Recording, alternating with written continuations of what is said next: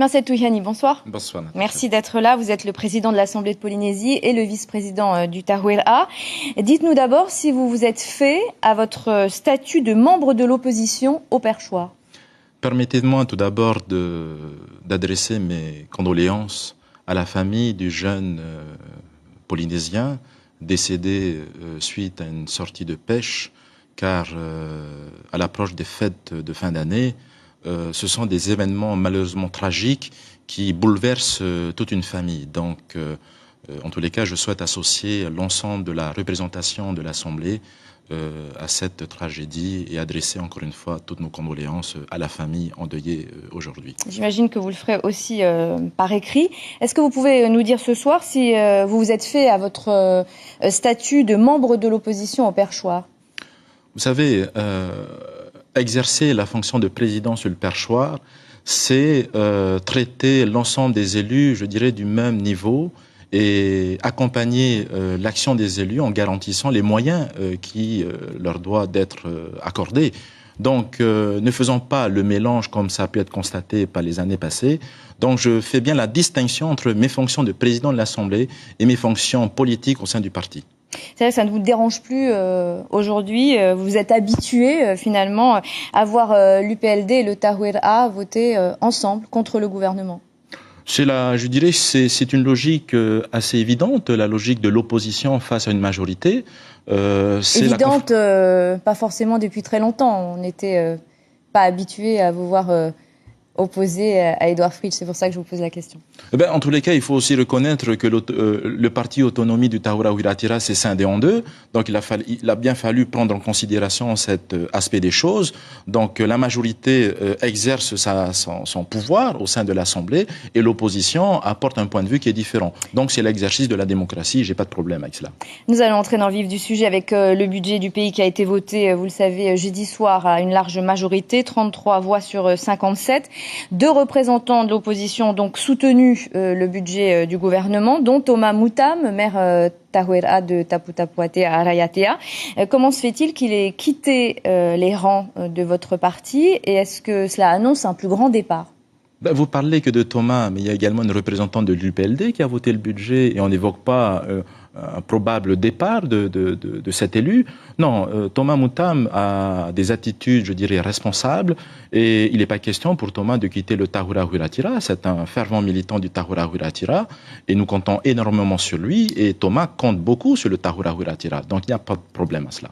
Alors la présidente du groupe Tahuira à l'Assemblée, Teura Iriti, a parlé d'un budget sans saveur. Est-ce que cela veut dire que ce budget finalement ne propose rien de nouveau selon vous? Écoutez, lorsque l'Institut des missions d'outre-mer considère qu'avec 1,5% de taux de croissance et 200 emplois de créés, lorsque nous avons un déficit de 8 000, visiblement, certains parlent de 18 000 d'emplois, ce qui est certain en tous les cas, c'est 1400 jeunes qui arrivent sur le marché de l'emploi chaque année. Donc vous voyez tout de suite qu'il y a un écart et puis un résultat déficitaire, naturellement en termes de création d'emplois. Donc véritablement, ce budget apporte certes des aspects positifs, et il faut le dire, notamment en ce qui concerne l'exonération des droits d'entrée des livres scolaires, il faut le souligner, le redressement des comptes publics également, où sa trajectoire est identique à celle de 2013. En revanche, je partage l'avis de Teura Iriti qui estime que ce budget est sans saveur. En tous les cas, pour les convives que nous sommes et les Polynésiens qui sont en attente d'un emploi, effectivement, ça manque de saveur exotique. Alors, quand on regarde le budget un peu plus dans le détail, on s'aperçoit qu'il y a malgré tout des changements assez visibles, notamment en matière de fiscalité pour les entreprises, qui va donc être allégée pour que les patrons puissent embaucher davantage. Vous parliez d'emploi, cela pourrait relancer l'économie. Plusieurs taxes vont également être suspendues au bénéfice des consommateurs, toujours pour aller dans le sens de la relance. L'éducation aura également plus de moyens. Les recettes fiscales vont permettre de financer davantage le RSPF, on va en reparler. Qu'est-ce qui manque à ce budget pour que vous le trouviez goûteux? On parle de stabilité fiscale, d'un pacte de stabilité. J'aurais tendance à vouloir parler à l'Assemblée d'un pacte de développement économique, principalement. Lorsqu'on parle d'allègement de l'impôt sur les sociétés, il faut quand même le rappeler que c'est sur plusieurs exercices. Faut-il croire que dès 2017, des milliers d'emplois seront créés? J'y crois pas une seconde. On parle par exemple également de taxes nouvelles sur les boissons sucrées, sur le tabac, avec l'idée qui est préconçue que nous allons traiter les problèmes sanitaires.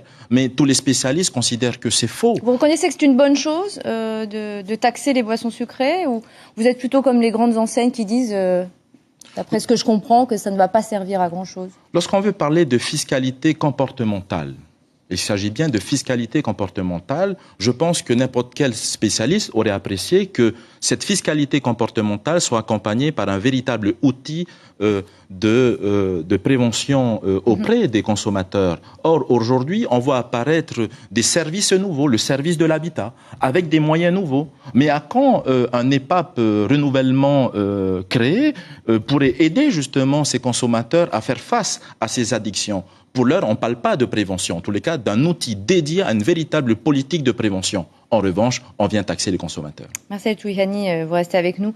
Nous allons regarder ensemble le résumé de l'actualité de la semaine, un hebdo préparé par... Marcel Touyani, nous venons d'entendre les engagements de Manuel Valls vis-à-vis de l'Outre-mer, ceux du Front National aussi. Est-ce que votre parti va continuer de soutenir François Fillon pour les présidentielles? Le Tahora Houratira a toujours soutenu le parti de droite, le RPR, l'UMP, les Républicains aujourd'hui, et le président Gaston Flosse a déclaré soutenir François Fillon. Vous soutiendrez aussi Oscar Temaru s'il parvient à obtenir ses 500 signatures? Oscar est libre de son choix et je remarque en tous les cas qu'il continue à essayer d'obtenir des parrainages attendant le mois de février. Vous avez participé cette semaine à la grande réunion, à l'ouverture de la grande réunion des maires à la présidence. Est-ce que vos rapports s'arrangent avec Édouard Fritch? Il n'y a pas de problème avec le président du pays et avec le président de l'Assemblée. Nous représentons deux institutions. Lorsqu'il y a des réunions officielles, il est tout à fait normal que les deux représentants de ces institutions se retrouvent côte à côte. Au plan économique, l'autorité de la concurrence a rendu un avis vendredi sur le projet de réforme de la perliculture. Elle a estimé que le projet du gouvernement pourrait restreindre la concurrence. C'est pourtant le projet que le secteur attendait depuis plusieurs années, on le sait. Est-ce que le Tahouéra le votera mardi à l'Assemblée? En tous les cas, nous prendrons avec beaucoup de sérieux les remarques de l'autorité. D'ailleurs, cette consultation est obligatoire et en tous les cas, j'invite le gouvernement à regarder avec beaucoup d'attention les recommandations de l'autorité pour la concurrence. On va terminer sur une bonne note. L'agence économique internationale Moody's a revu à la hausse la note de la Polynésie, vous le savez, même si ce ne sont pas tout à fait les mêmes critères qui sont pris en compte. C'est plutôt une bonne nouvelle pour tout le monde. Est-ce que vous êtes d'accord avec cela? Deux choses. Tout d'abord, la note dit qu'un redressement économique modéré, donc Moody's quand même reconnaît que le redressement est modéré, mais surtout un élément qui est inquiétant, puisque la révision à la baisse de la notation de la France pourrait également entraîner des conséquences négatives de notre notation. Donc nous savons aujourd'hui dans quel contexte économique se trouve aujourd'hui la France. J'ose espérer que dans les 6 mois à venir, la situation ne va pas se dégrader, ce qui aura des conséquences négatives en Polynésie française. C'est Moody's qui le dit. Mais vous ne direz pas que c'est de la faute du président du gouvernement dans ce cas? Non, j'oserais pas contredire les propos de Moody's. Marcel Touyani, merci beaucoup d'avoir